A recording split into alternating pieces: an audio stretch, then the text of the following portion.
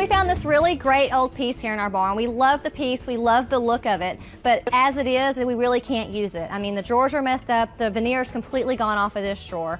So to save it, we're gonna add a little bit of paint and give it a really awesome distressed look. It'll be a farmhouse-inspired dresser that you can put in any space.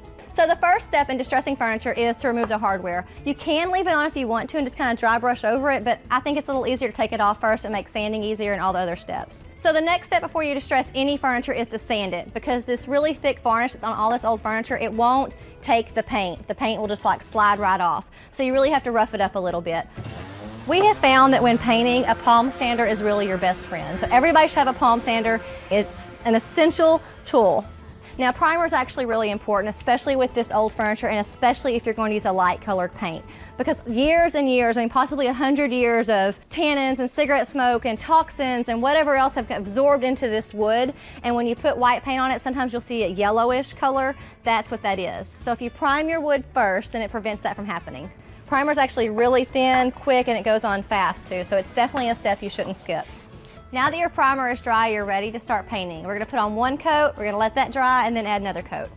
For this piece, we tossed around all kinds of color ideas to do, but we ended up landing on going with a real pretty, creamy farmhouse white. White is just a timeless color we thought would be really pretty on this buffet. Also, it's really gonna let all of the detailing come out so much more once we sand it. We put 2 coats of paint on our piece, we've let it dry, and now we're ready to sand it. This is where the magic happens.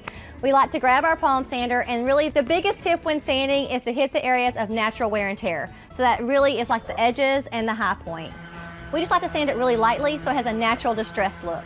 One other tip with sanding is to be really careful with your sander if you have intricate details on your piece. Like this piece has some really nice detailing on it. You don't want to mess that up, so go really light on those areas. All right, this is getting there, but it's not quite done yet, so we're gonna finish up, add polyurethane, and then I can't wait to see it in its space.